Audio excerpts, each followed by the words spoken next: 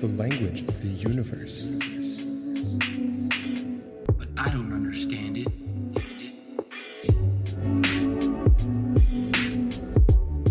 Welcome back, everybody, to another episode of the Math and Physics Podcast. I'm your host, Parker. And I'm Ray, and we welcome you to episode number 49, where today we're going to be talking about the highly anticipated, at least on our end, the rocket science part 2. So that is correct. Yeah, a lot of people, interestingly enough, have actually asked us. Okay, not a lot of people. There were like 3, but still, people have asked us to reminding us to do the rocket science part 2. So here we are, rocket science part 2. And so if you're listening to this podcast right now, you probably don't realize this or didn't realize this, but we are recording episode number 49. Yeah. What is it, like 2 days after recording episode number 50? Yeah. And this was because we planned to record an episode with just Rehan and I to be posted before another guest episode. Mm-hmm. But we've already had like 3 guests, 2 guests back to back. Yeah. Yeah, and so we decided to, because we already planned to record another guest episode, so we did that on Thursday. Yeah, that was Thursday night. Yeah. Thursday night, and then that episode is going to go up. That's going to be a really interesting episode. That's like a special episode number 50. Mm-hmm. So, I mean, definitely check it out next week. It was an awesome episode as well, and for, I guess I won't give any spoilers. No, don't. Why? Just to keep the tension in the air, of course. you know. So today, before we get into the podcast, of course, go check us out on Instagram at math.physics.podcast for all of your updates and clips and all that stuff. But there is another reason why you should go follow us on Instagram, and that is because we've recently, like this week, started going live on Instagram. True. And we didn't think of going live on Instagram before this week, but I was just bored, and I said, hey, why don't we just go live and talk to the people that follow us over there and answer some questions and have some discussions. And so we did that, and it was fun, and so we're going to keep doing it. So if you want to catch us somewhere else than here on the podcast, and also on the live, we're a lot, I mean, I guess now we're come to this comfort level on the podcast as well, where we're very ourselves, but on the live, it's not much relating. It's more about us. Like for example, Parker was studying for his electromagnetics test coming up, and he was like, yeah, let's just go live. So stuff like that, just things we're doing. Maybe you guys want to ask us questions, that's always a useful platform. Also, I did want to actually ask, because, I mean, if anyone responds, that would be great.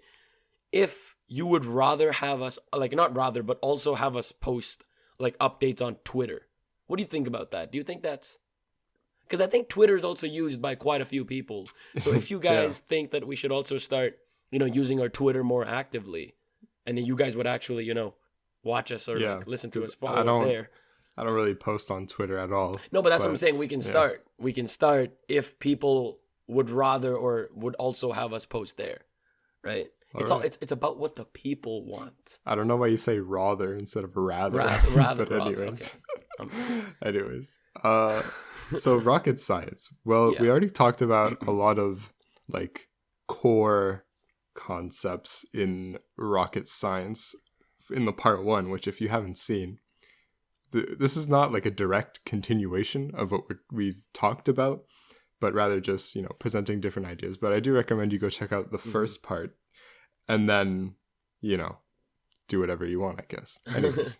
Also, because the first part, we talk about, in my opinion, we talk about some very fundamental ideas in rocket science. And when I say rocket science, I know that might seem specific, but anything relating to space travel, rockets in general, all of that stuff we talk about on that episode. And we also talk about pretty deeply, that I don't think we're gonna go into this one, but we pretty deeply go into the physics behind how these rockets are orbiting different planets. We talk about Kepler's laws. We spoke about the rocket equation. So we spoke about some really cool things. So like definitely go check that out if you haven't. And yeah, I mean, again, as you said, this is not a continuation, more just different ideas, but very interesting ideas nonetheless. So first thing we wanted to bring up was a project. We forgot again. Oh my! I forgot again. Comment of oh the my. week. There's comment no of way. the week. All right, here we go. Do this so often. I did pick out the comment of the week. Yeah. And That's what I'm saying. We literally just spoke about it and we forgot it. So. This comment comes from Brandon Miles, who watches us on YouTube, and he says, and this was on episode number 47 with Julian, and he says that it's one of his favorite episodes so far, to be honest. Oh wow. Thank you, Brandon. Thank you. Wow. We do try our best to make every episode the best episode so far. So we appreciate your comments. And if anyone that's listening wants to leave a comment, you have a chance to get shouted out on the podcast like we just did right now. Like so it was such a average, like average as in like such a nice comment. So it doesn't even have to be something special or anything. It's just that, something it's just that's a nice comment. Some sweet stuff. So We'll always pick you. Picking everyone right now, So the first thing we wanted to talk about is a project, I guess you can say, kind of like a science fair-esque project that was done by NASA, right? And incorporates a lot of cool subtopics that we are going to get into. And so Rehan, if you want to take the lead here. Okay, but before we get into NASA topics, and this is actually a NASA topic. I'm joking. This is actually a NASA topic. Something that just happened 2 days ago. So again, for the people listening to it, it obviously did not happen 2 days ago. This is on the date of recording. This introduction is dragging on. No, this is not an long. introduction. This is the podcast. This is I know. I'm saying the introduction to the podcast is dragging on. February 18th, 2021. The Perseverance rover landed on Mars after 7 months in space. Amazing. So the Perseverance rover, for most of you might have actually watched the live landing. It was very public. Well, not the actual images from the landing, but like, the whole thing happening was very public. It was a very big event that occurred. And it was a very monumental one because the Perseverance rover has a lot of experiments, a lot of science. Like, I'm not going to get into the exact specifics because even I don't truly know them, but like it has a lot more to test than the previous rovers before it, such as like, Curiosity, for example. So it touched down February 18th, and the major goals for the Perseverance rover is firstly, and I think this is the most important question we always have, determine whether life existed on Mars. That's first and foremost. How does it do that? It does that like by testing rocks, by testing if there are any, I guess, like bacteria, any sort of, it doesn't have to be intelligent life. It just has to be some signs of potential life having been there. Which would be groundbreaking. Which would be truly groundbreaking. Right? Then also like, characterizing the climate of Mars, like, seeing if it's apt for hopefully one day human colonization. And obviously, like, we won't be able to go out, breathing that fresh air, Martian air, because we just won't be able to live, at least us right now. But the idea is that, is it okay even to stay in that area? Because, for example, in Venus, we can't even live, like, we can't even stand on the surface because of the pressure and the temperature. It'll just kill us. So, like, all of those kind of metrics, all of those kind of calculations is what Perseverance is doing. And I think one of the interesting elements of the Perseverance rover and what sets it apart from the previous Mars rover is that it was sent to Mars with one of the objectives of literally gathering information, like specifically to, like, with the goal of sending humans to Mars in the near future, right? Like, we're talking maybe this, like, I mean, probably this decade, but definitely into the 2030s, I mean, yes, right? For sure. Like, Elon Musk has a much higher time frame, like lower time frame, like decade for sure. But I'm saying, like, yeah, like sending humans to Mars. To be honest, I'm not going to be volunteering to take part in that trip. I feel like there are, I don't know about like if you're trying to classify like these science advancements or whatever you want to call them, but I think there are better things we can be doing on Earth. But that step has to be taken, right? Every time like the Europe, the Europeans colonized the Americas, and then going even further back when like Homo sapiens colonized Australia. Like colonization is always hard, right? Because initially you send a couple of people, and then you send, slowly more and more. And obviously the living conditions in the beginning are going to be very hard and very different.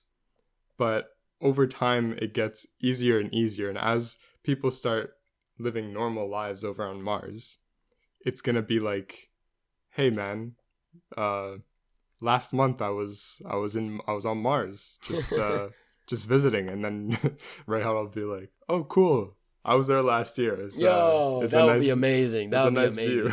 But it's going to be the same as like, actually, I'm going to save this for later. But yeah, because I did have like a little thing. I'm not going to spoil it. Okay. But I did want to talk a little bit about that later. I'm just saying, but like also, I think you and I are not the primary targets to be the first one going to Mars. So let me tell you why. Because again, like the field that we're studying is more relating to, like the theoretical physics and like understanding the theory. Now, the people who are going to be going on Mars, much like we actually spoke to Paul Delaney in the last episode about, the people that are going there are probably going to be first, like, geologists. And like, biologists as exactly, well. Biologists, understanding the climate, understanding the potential for life on Mars. It's not really going to be a theoretical scientist, doing calculations on Mars. Like, you can do that on Earth, too. You know what I mean? So, you and me, not the prime demographic, but I think the first people on Mars will definitely, I don't know, there will be some kind of breakthrough. I think they'll have a hard time. I think they'll have a hard time. The first people. I mean, it's not going to be it's a new planet. What do you expect? Like, it's not going to be easy, like there is going to be some kind of something that goes wrong. I feel like people have like this image in their head where it's like, oh, being the first humans on Mars is going to be like this crazy like movie-esque experience where like you open up your door and you see like the sunrise on the orange planet and everything's going to be nice and dandy. But imagine though when the first person is born on Mars. Yeah, that's going to be crazy. Every passport would have to have planet of birth. Yeah. Oh, that's kind of cool. Think about that. Planet of birth. That's kind of cool. Like, that's kind of crazy. Yeah. Like, you're like, yo, I'm from Mars. Yo, like, that would be amazing. Oh, imagine this. Imagine you're born on Mars. You live your entire life on Mars until you're like 15, let's say. Okay. And then they're like, oh, like obviously about Earth because like they teach you about it, so essential. You know about Earth, but like your entire life you've been living on like Mars. this orange planet. I mean, that is an ultimate goal, right? Like, I know. At that point, humanity would have been that's imagine you're 15, you've been living on Mars your entire life, and then they're like, oh, we're gonna send you to Earth to like see what it's like, and then you pull up to Earth and you're like, God damn. This is like the craziest not what you expect. It's not ever. What you expect. Because obviously on Mars, like everything, or at least in my opinion, I mean, I hope it works this way, but everything should start from the ground up. Mm-hmm. Like resources, trading like against like one another. Like all of that should start from like the basics. Because when I say basics, I don't mean like, first century humans. Yeah. I'm saying like there's a lot of, issues with what's happening on Earth with, with a lot of things, especially like, dealing with money, dealing with, capitalism and all these different ideas, these notions that were born on Earth. Like, that's what I'm saying. Like, we should try, probably won't work, but we should try and filter those out if we were to ever live on Mars. But you know what I heard about? like what if this is what happened? I don't even remember where I heard this from.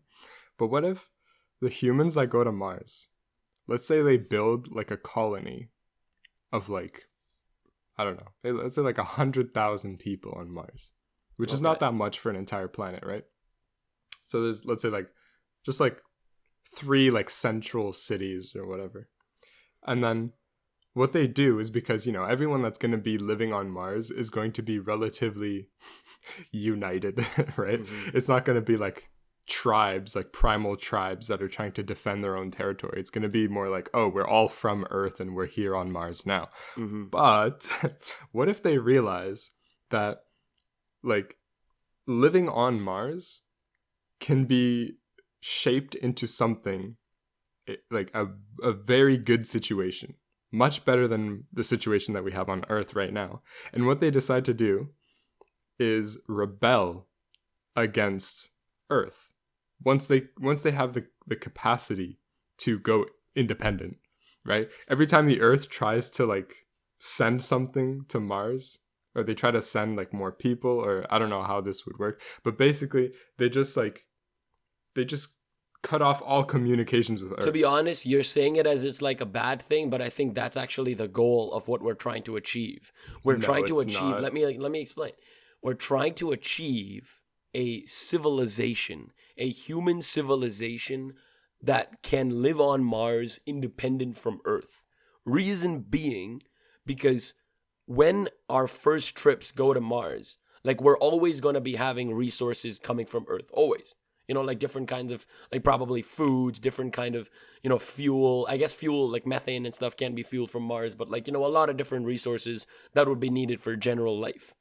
So the idea is, if we can completely cut those resources out, that would be the ideal situation. Because we would want that's not what a I'm talking planet about. On, like a humanity on a different planet. Okay, I guess the rebellion is different. I guess if they rebel, yeah, I'm talking that's a about different story. Like a rebellion, as okay, in like, that's a little different. They cut off all communications with Earth, like any type of like message or any type of if Earth tries to send something over, they're like, no, nothing. And obviously, it's going to be hard for Earth to like kindle that relationship between the two planets if one of them is just refusing all communications. We have gone quite far off from the topic. I know, but it's fine though. I mean, it's interesting about Mars, but like these conversations are, you know, to be had on like life in the universe, kind of. Like, I mean, I don't think it really matters. Okay, I mean, at the end of the day, it is a podcast. We're just, you know, two people talking to each other here. Because interestingly enough, I think I did I never mentioned this. Interestingly enough, because I just brought it up. There were 2 people actually that told us that sometimes you can make this sort of educational podcast also into kind of like a conversation between 2 of you. So like, I think and we have mentioned that before, and continuing that, I think that's a good way to go. Mm-hmm. Yeah. Definitely. Okay, so did you want to talk about Voyager? Yeah, now we can talk about the NASA. Whoever's on video can see my hoodie. The NASA mission. So unique, Ray. Okay, listen, I wore it just to show the people. I wore it to show the people that I have a NASA hoodie. Like that's all. That's all. Now nice. You know. Now you know. Anyways, so maybe one of the most profound missions, remember, I'm not characterizing, one of the most profound missions that NASA has ever launched, right? Voyager. The Voyager missions, the idea for them was to study the outer parts of our solar system, right? Because we could kind of see a lot of things happening around us, and like, you know, going to Mars, going to Venus. It wasn't easy, of course, but the trajectory to get there was a lot sooner. It was a lot faster. So people were like, okay, now let's try to explore the outer regions of our solar system. And that was basically the birth of the Voyager program. Now, originally, there were 3 Voyager spacecrafts planned, but as you might know, only 2 have been launched, because the third one was apparently canceled. and the extra parts and extra money had been put into Voyager 1 and 2. So they actually became even better, which is kind of interesting to think about, you know. So quick fact too. Now, one would think that Voyager 1, being named 1, would have launched before Voyager 2. However, Voyager 1 was released, or not, I keep saying released, it was launched 16 days after Voyager 2. Now you must be like, well, that's a little interesting because like it's called 1. Do remember, this is all the same program. The numbers are simply to identify what the mission was, what the primary goal was of that spacecraft, right? So Voyager 2 was simply looking at like Jupiter, it was looking at Saturn, it was looking at like the systems in general, but nothing, and it also saw Uranus and Neptune. However, Voyager 1's primary goal was to take a very close look at Titan, which is one of Saturn's moons, right? Now, why is this so important? Because Titan, as you guys might know, like the icy planet that might have life. A lot of people were talking about that. So the idea is that people started to notice that the atmosphere of Titan, obviously after observation, was a little interesting. So they wanted to check it out a little more, and that was the birth, and that was the main reason of Voyager 1. So it was released later because it needed a better trajectory. Like sometimes you need called the interplanetary window. So you need that interplanetary window to launch, and then in that window, you're good to go. So those were the two very important missions in NASA. And these two missions were launched. Like, no, you don't say missions are launched. No, the spacecrafts were launched. Yeah, the two spacecrafts were launched on the specific dates and times that they were because of some calculations that were done in the 1960s. So in the 60s, they were looking at the orbits of the inner and outer planets, and they saw that, hey, in a decade or so, there's going to be a very specific alignment of the outer gas giants that will create this, what's it called? Solar highway? No, not solar highway. Like the planetary highway, for like gravity, like to help, like in gravity assists. Like like essentially that's what it's again. It's, like it's all like doing. About the interplanetary window, right? Like the most optimal time to launch your spacecraft to get in a certain orbit because of the way the planets are. Like it all depends on a very particular time, and obviously it's a pretty broad window. It's not like 5 seconds or something, but like depending on what you wish to achieve, you can calculate the size of the window. And usually it can be, a few hours, a few days here and there. So a few hours. Because like it depends. Like for the ISS, for example, you have to get it like within, I think, like 10, 15 minutes or something. Oh, wow. Again, I could be wrong, but it is a lot shorter is what I'm trying to say. But for stuff like interplanetary travel, you don't have to be on the dot, right? Is what I'm trying to say. Like you can be roughly here and there because it's much larger distances at stake. And this window, this perfect time to send the Voyager and Voyager 1 and 2 only appears every 176 years. And so that's why they actually started like working on the project and not rushing, but I'm saying like they calculated it in the 60s and they're like, okay, we should get these spacecrafts finished so that, once the window arrives, we don't miss it and we can actually take advantage of this opportunity. Yeah, it's like, and then that's why Voyager is such a profound mission, right? Because not only, because it's also one of, we didn't talk about the biggest part about Voyager, the fact that Voyager 1 is the first spacecraft to achieve interstellar, right? Or interplanet, interstellar, to receive, no, wait, it's not interstellar, it's still in the solar system. No, Voyager 1 has left the solar system. Not. It's left the solar system, but it's like still in the... It it's still not an counts. Interstellar medium. Sorry. I still counts. Is it? Okay. Yeah, interstellar. Okay, so Voyager 1 is the first spacecraft to achieve this interstellar travel and right now it is still moving away from us, right? It's moving away from us quite fast, and it's basically not really sending any signals. It's just moving through space-time. And there's something very interesting that's on Voyager 1 that I think Yes. Parker wants to talk about. One thing that I've been looking at online for a very long time, and that I wanted to buy a replica of, which you can buy. I think it's like $100. But it's not as cool, obviously. But it's the golden record. I have and a I'm poster. sure... I have a poster. You've seen it in my Oh room. yeah, you do. The poster. I do. Yeah. So the golden record. I'll give a small debriefing if, of course, there are some people who don't know what it is. It's a vinyl record, but it's golden. That's why they call it the golden record. All right. And it contains relics, I guess you can say. Information. Contains songs, greetings, in, many languages, of course. It contains images, and it contains sounds of nature. Everything you can essentially think of that can be like heard or seen on the earth was put on this disc.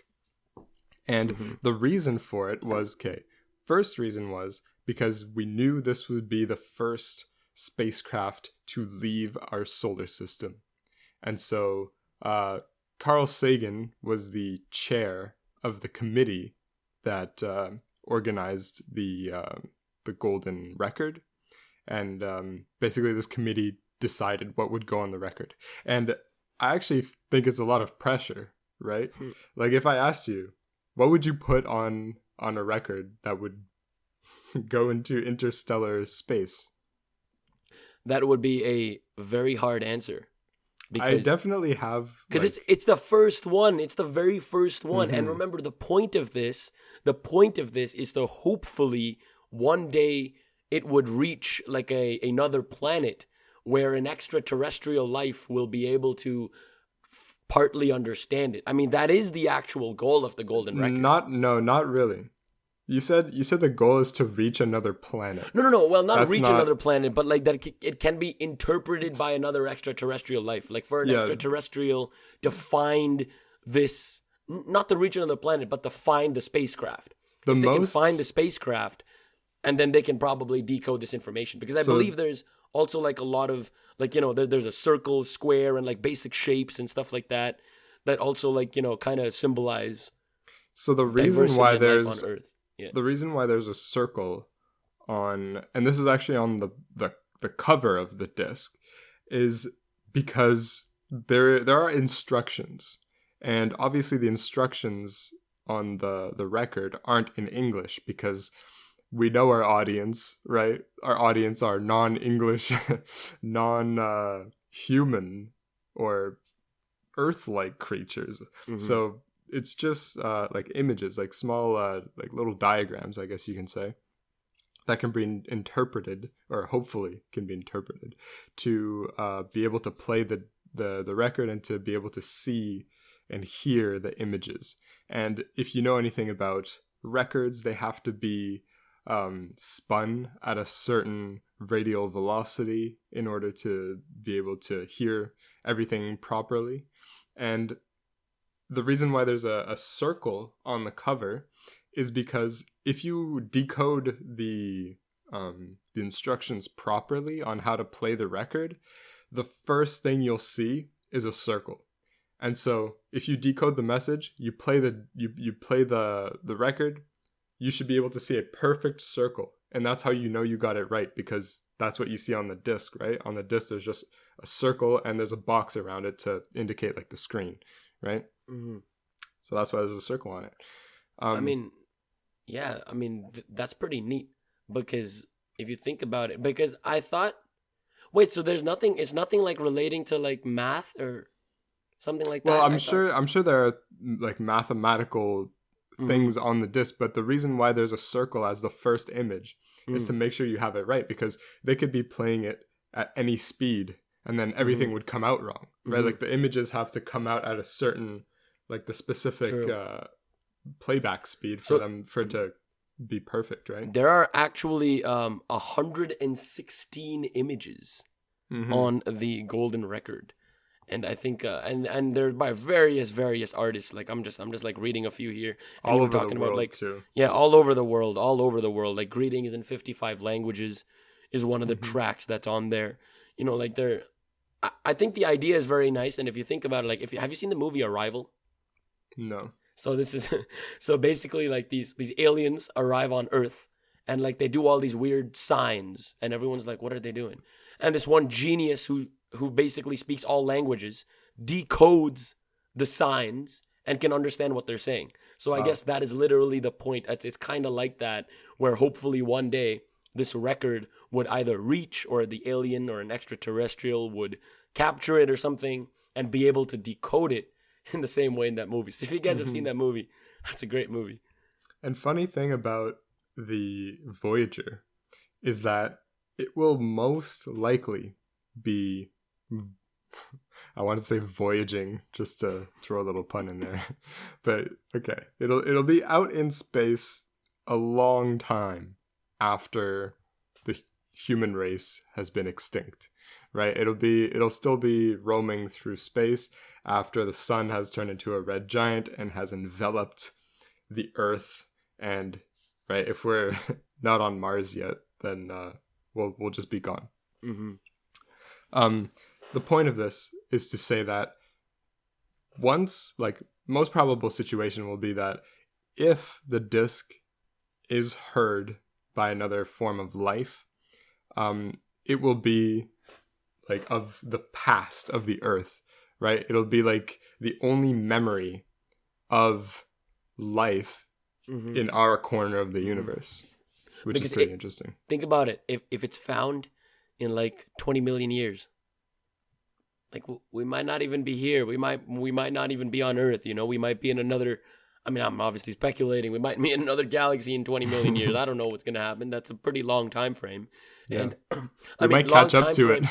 Sorry. We might catch up to it and grab it. Yeah, no, but the thing is, long time frame compared to us, but like in the universe, 20 million years is like nothing.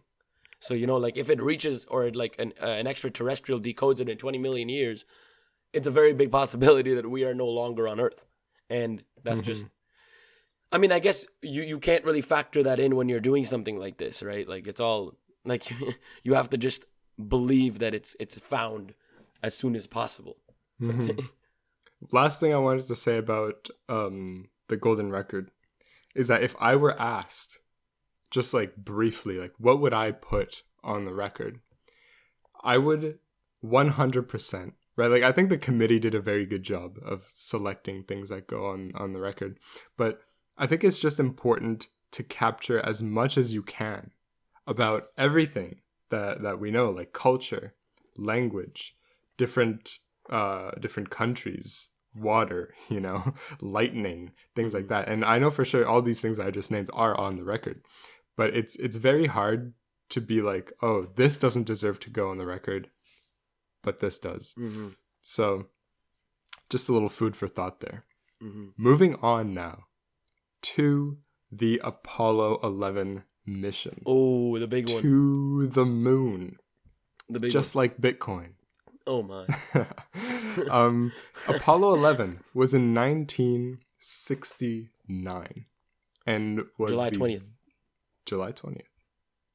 Very first time that humans, well, actually, it was launched July 16th. Yeah, I'm saying it landed July 20th. Yeah. It was the very first time that humans set foot on the moon.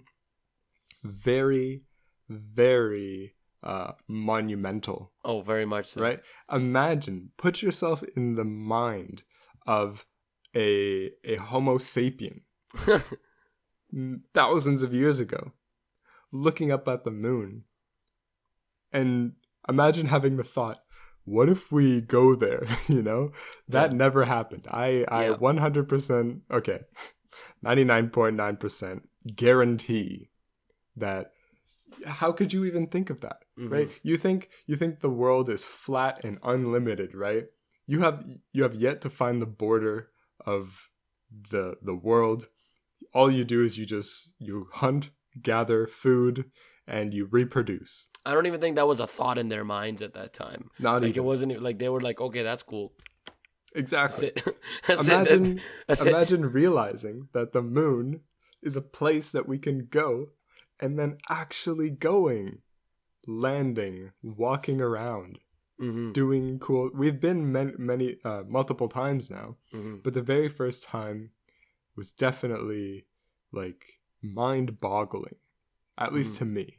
Right? Do you think it's sad or not? Maybe sad is the correct. Again, you can describe it yourself. But do you think that it's sad that the only reason that we landed on the moon, or initially even thought about going to the moon, was the Cold War, and like it originated from war? I don't know if it's sad. I think Or it's or do you kind just of, or do you just think that's, I don't know, because like I've always had. It's I always think been a it's, thought. It's always been a thought because, like, sometimes you wish that, because if we can do it now, right, in 1969, like, obviously the advancements, like, technologically and, like, with rocket fuel and engines and all that was there, but all of that originated, the whole space age, because of the Cold War, right? The whole idea of going to space started with that. So imagine if, instead of thinking about war and stuff, like, when, as you were saying, at the time where we were hunting for food, let's say we're like, hey, what if we can go there? Like, imagine if we had I'm just saying, it's like a thought that if we could have done it in 1969, why couldn't we have done it in 1500s? Because, like, it's not like, what? like, I'm just trying to say, what Because we differentiates didn't have the the two? science. We literally did not have the capability. Okay, maybe 1500 is a little too early. What are Maybe you 1500 is a talking little too about? early. But see, the thing We is, didn't even have airplanes. no, but see, the thing is, okay, I guess that's that that's makes a no stupid argument. sense. I guess that's a stupid argument. 1500s. What are you talking about? I guess that's a stupid argument. Yeah, that just made no sense. First of all, you need the science. You need the aerospace engineering. There's a lot of other factors at play. The knowledge. There's the a lot of other capabilities. factors at play. You- Okay, I mean, I was even- like, okay. Even the resources, like to build the rockets. I don't think they had access. Like in the 1500s, they didn't have access Okay, to again, those maybe kinds of 1500 resources. was a little bit of an exaggeration, but Yeah. like, I don't know. It's just, I don't know. I feel like it came pretty like timely, you know? The first airplane was in 1904, I want to say. And not quite certain. less than 70 years later, we're already on the moon. And I think that's pretty early. that insanely exponential advancement happened because of the space age, and that was, I know, but I feel like that's pretty quick. I don't think Okay, we yeah, could have so done it any quicker than just that. just disregard my entire last argument. I'm thinking about it now more and more. It doesn't really Yeah. make much sense. I think we actually. I think you were, we were okay. thinking about like the fact that if we were to focus like all of our energy on like that was the point I was to trying the to make. idea, But there are a lot of like other how factors. early Yeah. how early can we get there if all we did was plan out a mission to the moon ever since like the dawn of time? I mean, I don't know. That would be pretty impressive. Like looking at interplanetary travel from all the way back then. Like advancements could have been faster. Stuff Yeah. like that's just a thought that I had. I don't know. But if I'm not mistaken, Apollo 11, right? Was that not like the most viewed thing ever? Yeah, At, that's like, actually what I what's was the about to number? say. Yeah.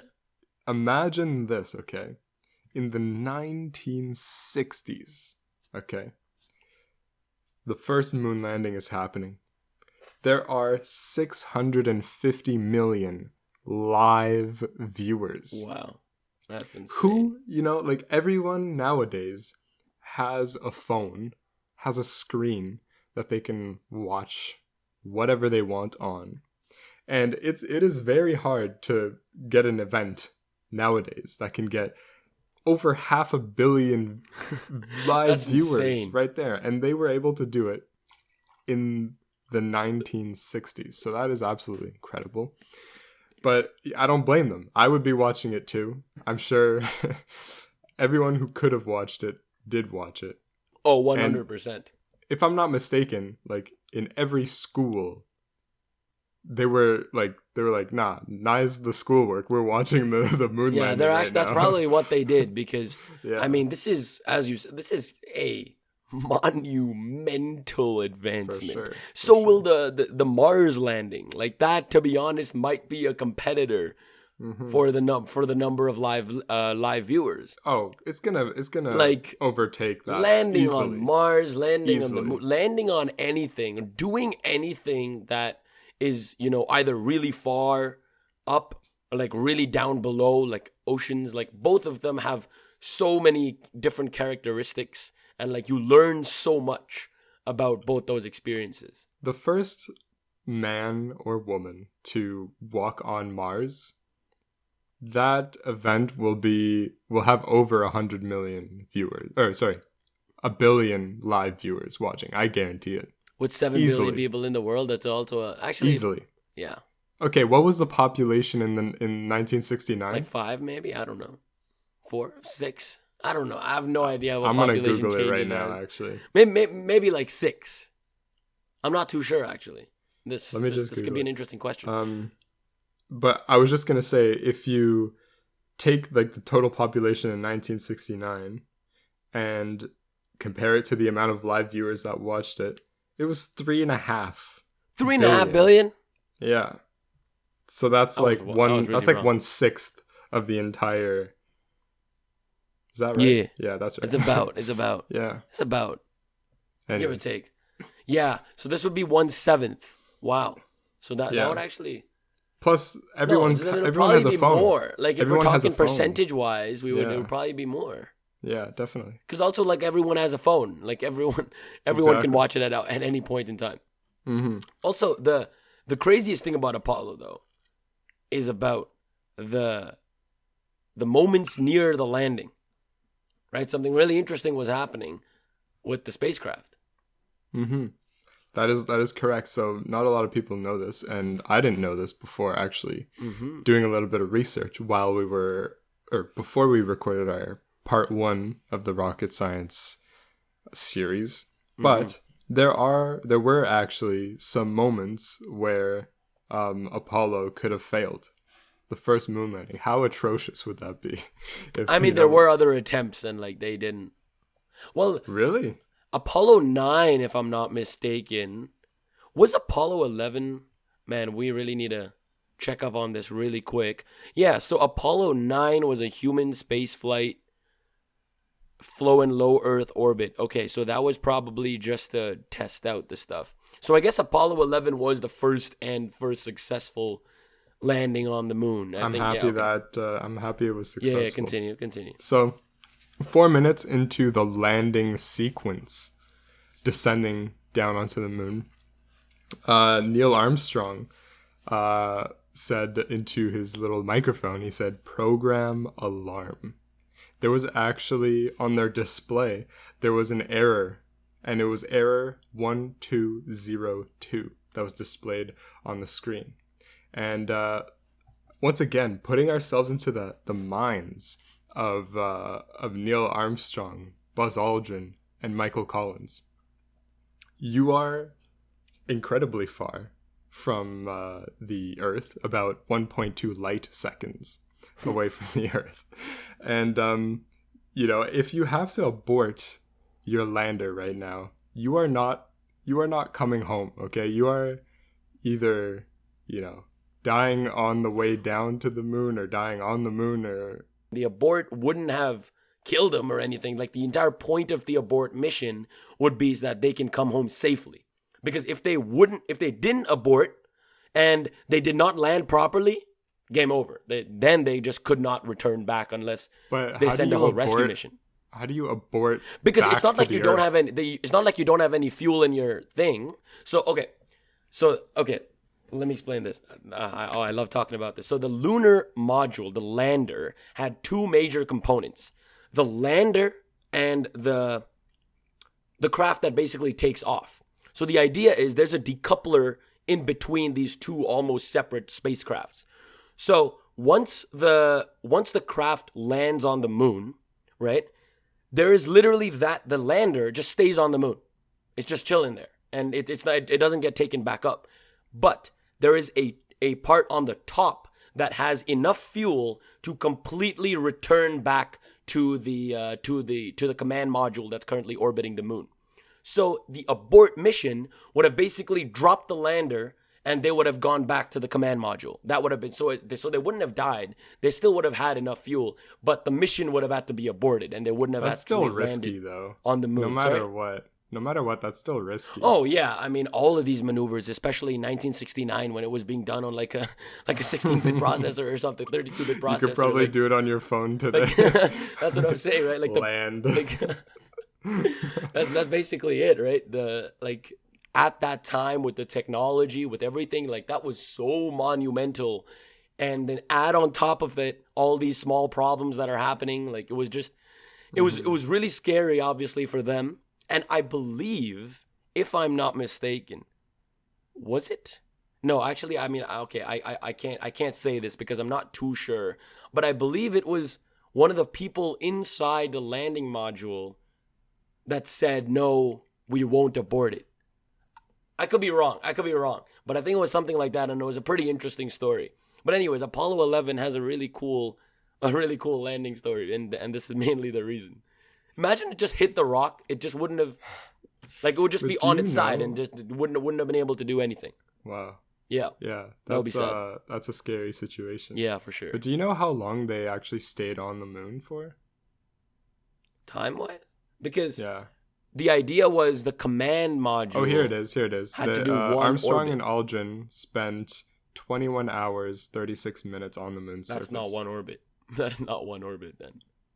Yeah, probably a lot after a more. rest period that included 7 hours of sleep, the ascent stage engine fired at Ascent 124 stage. hours. Ascent stage. That was the word Yeah. I was looking for. Yes, the landing and the ascent stage. The ascent. That was the word I was looking for. Yeah. Wow. So that would have taken place in the, hopefully not, but like in the abort section, like that would have happened. That would have need to happen. Yeah. So talking about going new places, okay? Okay. I've been telling Ray about this idea that I had for I think over a week now, and I saved it specifically for the podcast just so that he can have his organic reaction to what Okay. I'm gonna Oh say. yeah, I was waiting Okay? for this. And feel free to chime in whenever you want, okay? But here's an idea, okay? Let's talk about colonization, okay? And let's compare it to the Europeans going over to America, okay? And I'm just gonna call like America as in the continent, okay? So, back in the day, right? We're in the 1500s, and you have, there's a debate about whether the Europeans actually were aiming for India, or whether they actually knew where they were going directly across the ocean. But let's just pretend like they knew exactly where they were going, okay? So they built a bunch of boats, and they're like, okay, let's go and see what's across the ocean. And this was pretty much like a suicide mission because you didn't really know if anything was there in the first place.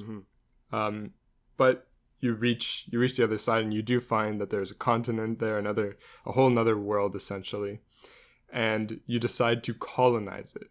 So what does it mean to colonize it, right? First, you send over a couple of people, and you form a colony, and you try to reproduce, and you try to make your own copy of the civilization that you had back in your homeland, right? The thing that separated Europe and America in the day was the ocean, which let's pretend is like a two-dimensional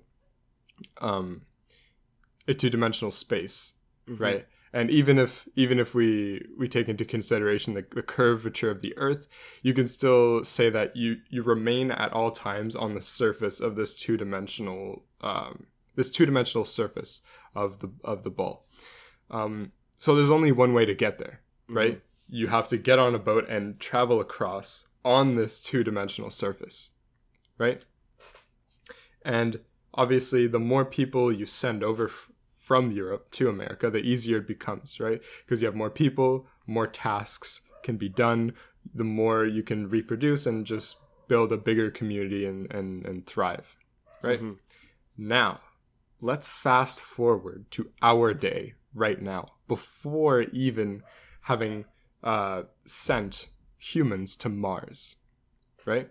So in this case, it's different, right? Because the thing that's separating the Earth and Mars is 3-dimensional, which means that if the fastest way to get there, comparing to the Europeans, their fastest way was just a straight line on a or a two-dimensional seemingly surface. straight line, because Yeah, it's not, seemingly on a curved straight surface. line. Yes.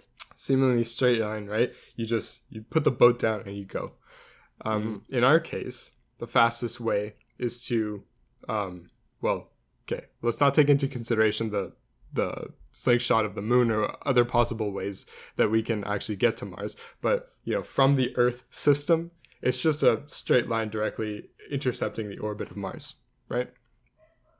But here's where it becomes interesting, and here's where maybe a door can be opened into a new part of physics and engineering, okay? Today, 500 years after we colonized America, not we, but the humans, we colonized America. Humans colonized America. There is now a new way to go across the ocean, right? You don't have to be stuck to this 2-dimensional plane. You can actually access the 3rd dimension through airplanes. Okay. And, how much safer, faster, and cost efficient, I guess, it is to take a plane rather than taking a boat, right? I mean, I don't think so. Because like cargo and stuff, like cargo planes, I believe, are a lot more expensive than just putting cargo on ships. Okay, but I'm talking about like if you were to go across the ocean in like a small plane, like just a passenger plane. Okay, I guess that wouldn't be. But you're comparing a small passenger plane to a ship now. Like if you're comparing a small passenger plane to a small boat, the boat's going to be cheaper. If you're comparing a plane to a ship, the ship's going to be cheaper. So it's not cheaper, but I understand your point. Okay, let's not say cheaper dollar-wise, but I'm saying cheaper in terms of saving time, your own time, that's saving food, saving potential dangers of the ocean, right? Instead of just flying right over it, right? So let's take this analogy, right, of the 2-dimensional travel between continents versus our modern way of accessing a 3rd dimension and going, like, back in the 1500s, as we discussed earlier on the podcast, people weren't even thinking about airplanes, right? The only thing that was flying were birds. That's it. People like Leonardo da Vinci were trying to build like these weird like wooden helicopters, but nothing worked, and everyone thought it was impossible until the hot air balloon. But no one thought that like a bird-like machine, like an airplane, was possible until the 20th century. So now let's fast forward, let's say 100 years, where sending a rocket to Mars seems like a primitive way to go to Mars. What if the modern way in the future, the modern way to get to Mars, will be accessing the higher dimension of travel? Now, see, that is just where... like, but hold on.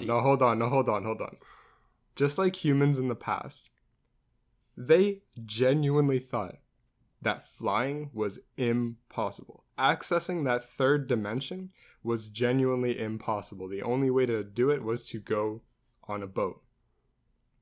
See, that is where you can't really say that, because I think, again, first of all, people probably didn't even know about true like 2 to 3-dimensional things and like what the differences were. But let's say they did, then we are still 3-dimensional beings. So going on a 1-dimensional straight line, obviously that's impossible, but I'm just trying to give the example. 1-dimensional absolute straight line, or 2-dimensional plane, or a 3-dimensional, we can do all of that because we are 3-dimensional. To say that we access the 4th dimension to go on Mars, because that's where you're wrong.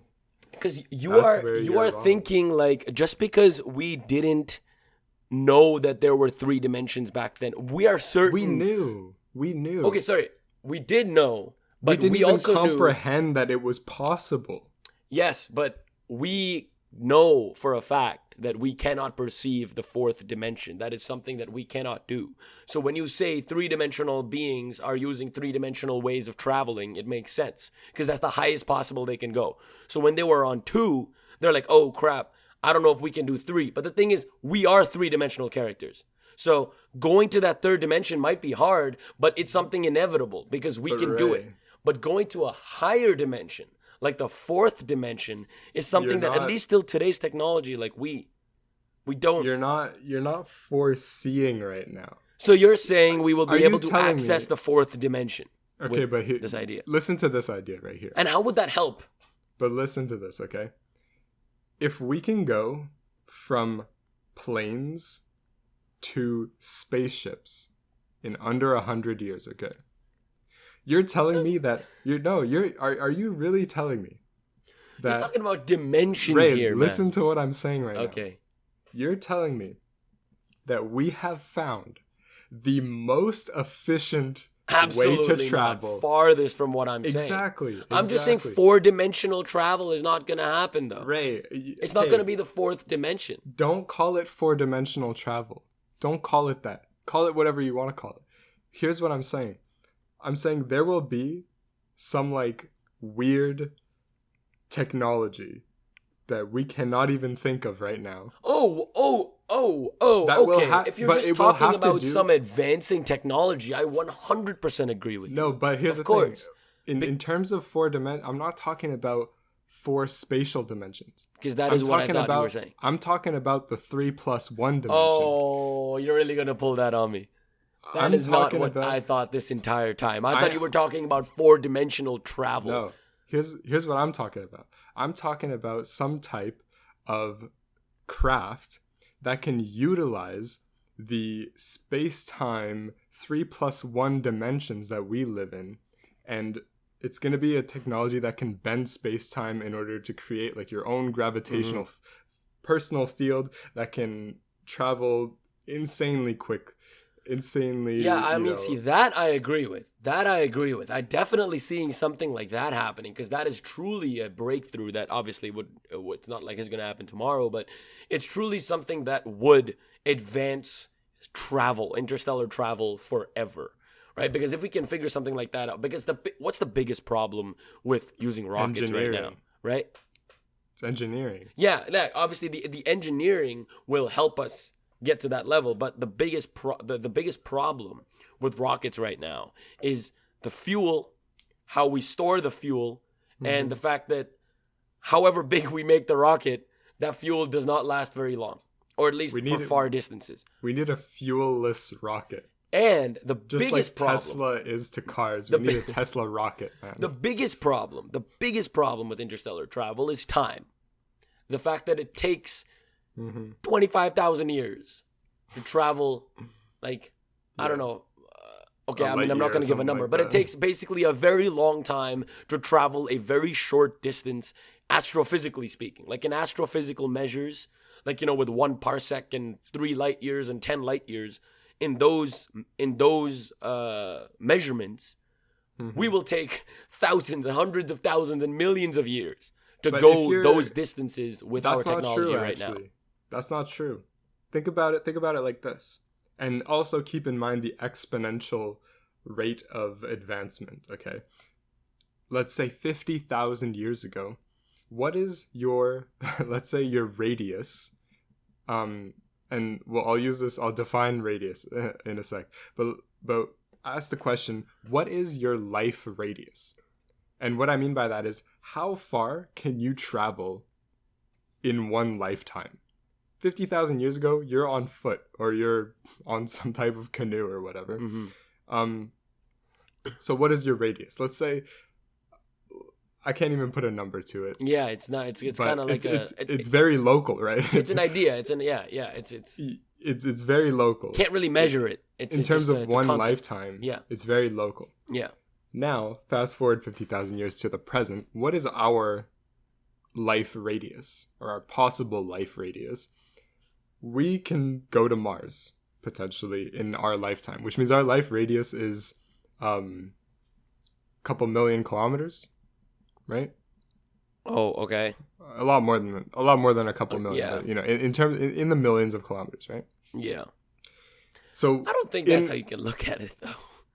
no, but I mean that. I mean, it's some it's not. It's type not of only measure. Mars. Like we can go to Saturn if we wanted to. Like it's just that we No, don't. but I'm saying like, Like- and still live. You know, like you can't really go to Saturn and No, but live why are your you putting entire it at life. Mars? Like Mars is just. I'm saying like we can potentially go to much farther distances than Mars. Again, no, but no, we can't. You can't bring enough food with you to go all the way to. Do you know how long that's gonna take? yeah, but you're talking I don't about like think you another can- 50,000 years.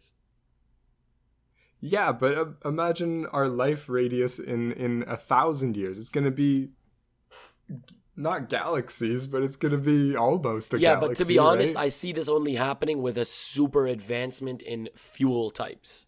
It's right? inevitable. It's obviously Because inevitable. right now, the fuel that we use, the different types of fuel that we use, that I actually kind of do want to get into before we end this podcast, because I think that's a really interesting topic, like the different fuels used by the rockets today, and what we could see for potential space travel, because when we're out there, when we're in space, fuel, even though is obviously not very good, forgetting about time, because obviously that's the biggest issue, fuel isn't a problem. Because we have engines such as like ion engines, for example, that literally use the ionization of elements to produce power, to produce propulsion. But again, this would only work in space because it needs a vacuum. If there's any atmospheric drag, it's a very low thrust to weight ratio, which is basically like how much force this engine puts out per kilogram of its weight. So it's a very low ratio. So you kind of need to do this in space. So we do have good fuel. We have good fuel. The problem is time. That is the biggest problem that we're dealing with. So something like a wormhole, that we're like, even though it sounds completely fictional, like any kind of discovery of an anti-gravitational substance, that can, like dark energy, for example, that's like the biggest candidate for like a wormhole, right? Anything that can repel, that can oppose gravity would hypothetically be able to open up a wormhole. So keeping that stable requires this negative dark energy almost. So if we can come up with a wormhole, and we can obviously understand the science behind where we have to place it and all that stuff, because I don't, obviously no one knows how that works. Like that would truly be insane. If we can make a wormhole, imagine, and we just walk to Mars. We're just like, yeah, that's like teleportation. just casually walking to Mars, just from Earth. Like, it's like a bridge. I mean, obviously that's not how a wormhole works, but I'm just trying to give you I'm just saying that could be like the theoretical concept, right? And that would be truly interstellar possible. The domestication of wormholes. Imagine everyone has a wormhole in their house, just like, yo, you wanna pop by? You wanna I pop think by anywhere? by that time, we're not gonna be. Like, life is going to be very different. Oh yeah, It's we're not going to be on Earth for sure. Like, everyone's going to be everywhere. Yeah, that's the exactly. whole point, right? We're going to be everywhere. It's probably But- going to be hard yeah. to make friends, Like, If you have everyone's wormholes everywhere. Yeah, yeah. Because, I can see you that. know, one day I'm just, like, across the universe and I'm never going to see anyone that, like... That's true. That's a pretty Anyways. sad life to live, to be honest. But Yeah. I mean, I definitely see it. But getting ahead of ourselves, because we are talking about wormholes here. Let's talk about the fuel types we have now, right? Because Are there are you, very su- many are fuel you types. sure you want to do that now, though? It's already been, like, quite a bit. It's an hour over and an 5 hour. minutes. We can. I don't know. 'Cause Okay, I mean, you really can go wanted ahead to because I talk don't know about this- anything about fuel types. Sorry? so. You can go ahead because I don't know anything about fuel types. No, because see, I personally think especially because we're talking about all because you brought up the idea of colonization and interplanetary travel. I think it's an important idea to know what our fuel is doing and how our fuel works. This might be a little just words here and there that I'm saying, but I think it's an interesting idea just to know how these rockets are working, right? So the most basic from the space shuttle, which is probably which was our logo for which was our picture for Rocket Science Part 1.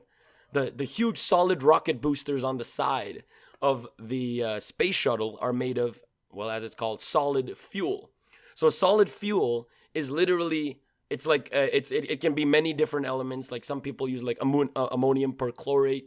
They can use potassium nitrate, like different materials. Idea being, if let's say you light this material, right? It continues lighting and it produces a lot of power. And it continues lighting till it's completely depleted. So the thing with solid fuel engines is that the moment you light it, you can't stop. So it's just, so the idea is to get it. So solid fuel boosters are really helpful when we are lifting off the ground. Only problem is, again, you can't control it. So it poses a lot of problems, and also it's, you know, like it's a whole engineering technique. But what stops the booster from exploding? Why would it? Because it's still like a lights very and good it's still a very good casing. Remember, it's a casing that's around it. It's just like granular substances inside of this casing, and then when you light it, like when you ignite that But what if granular the pressure substance, gets too, like the pressure on the inside? Yeah. Because it's being lit. Yeah. It's overwhelming and then no, but again, breaks the tank. where is that pressure going? Right, there's an engine, there's an exhaust at the bottom, so that all that pressure is forced out the bottom, right, and that's how the rocket moves. Like that, that's the whole solid rocket booster, right? Now the thing is, obviously, even though it's really cool, there are a lot of other better uses, like other fuel types, such as liquid fuel, right? Now liquid fuel is the most insane one because everyone uses it nowadays. You know, Elon Musk is making his new BFR rocket using methane, using a combination of methane, which when you liquefy it, you can combust it with oxygen and it produces fuel. Why methane? Because it can be found and mined on Mars. So hypothetically, if this rocket were to go to Mars, it can refuel on Mars and then come to Earth. So like, I think that's also a very good use of a lot of these liquid fuels, right? Most common liquid fuel you'll find is liquid kerosene and liquid oxygen. Now, liquid kerosene is literally the stuff you put in your cars, but like a lot higher quality, of course. Like it's called RP1, which is refined propellant, I believe, right? Like something like, I think it's refined propellant 1, and that's your liquid kerosene. So the idea is, when both of these substances, like liquid kerosene and liquid oxygen, when they touch each other, nothing really happens. So you kind of need a spark. You need to ignite it. And now, okay, man, this is getting really technical because I'm thinking of the stuff I'm gonna say, and there's some pretty big words coming up. I'll just say that. So maybe just give a brief explanation. Okay, brief explanation. So these fuels, a lot of these fuels, they don't ignite by themselves. If we have liquid hydrogen and liquid oxygen, all we need is like a spark plug. You know what's in your car, what lights up your engine? Like a glorified spark plug. If you light it and there's oxygen, hydrogen, you light it, it produces energy. And that can be then turned into liquid, into basically like, you know, rocket fuel. Then we have this kerosene that I'm now talking about. Kerosene is interesting because kerosene and oxygen don't really mix very well. So we need this element that, this is such a complicated name. Whenever I say this, people are going to be like, oh no. So it's called triethyl aluminum triethyl borane. It's called TTEB. That's the short form. So TTEB is this element that when you mix it with oxygen, it's pyrophoric. What that means is it combusts with oxygen. So the moment it's in the air, the moment it touches that liquid oxygen, it starts flaming, it starts combusting. And the kerosene on top of that is then what makes the rocket fuel. So that's the most widely used. The reason the hydrogen is not very used is because you have to keep that at really, really cold temperatures. And the problem, of course, with that is that you can't do that in like very long space travel. Like if we're, let's say, going, you know, really far, then sometimes it can be hard to, like, you know, not let the hydrogen evaporate. And we have some other fuel types, of course. I don't actually want to get into all of them because they do get very complicated. But I do want to talk about one more really special one. One that does not require a spark. It doesn't require anything. The moment these two elements touch each other, it starts. And there's a huge ignition. Problem obviously being that it, like, even a small crack in the two fuel tanks, and this actually happened on a Russian rocket, small crack explodes the whole thing because it just ignites the moment they come in contact. Mm-hmm. And this is all complicated words. So unsymmetrical dimethylhydrazine and unsymmetrical dimethylhydrazine and dinitrogen tetroxide. Two elements, and these are called hypergolic fluids. when they touch each other, when they mix, they combust. And these are the three main types of liquid engine fuel that I wanted to talk about. Might have been Boom. Yeah, quite all right. I'm sorry if I bored some people there, but I think it's a really interesting thing, like to know like the different fuel types, to know the different ways that they work, why people use them, stuff like that. Because like this is the future, at least to now. Like assuming that we're gonna be continuing with rocket fuel and all that stuff. This is the future. So just knowing more about this, knowing about how this works, I think is kind of important. And especially in a rocket science episode. Awesome. So, if you enjoyed listening to this episode of the podcast, make sure to check out other episodes. We have tons. We have 48 other episodes. You can also follow the podcast, rate the podcast 5 stars on Apple Podcasts, and also ask us some questions. Come join our live streams on Instagram at math.physics.podcast, and the same thing also on TikTok, where we post our clips. We started posting some TikToks. That's right. So that's about it. We didn't talk about SpaceX, eh? Well, we can always do a part 3. Yeah, to be honest, see, that's the thing, like there's so many things that Parker and I plan to talk about, because we're always like, yo, we're not gonna have enough to talk about, so let's like list all these things, and then we get all really excited about all these things, and then we're talking, and it's like 1 hour, and we're like, we still have like 4 more things to talk about, so yeah, that usually happens. We can definitely come back to it. So thank you once again for listening. This has been episode number 49 of the Math and Physics podcast. I'm your host, Parker. And I'm Ray. And we will see you soon. Bye, guys.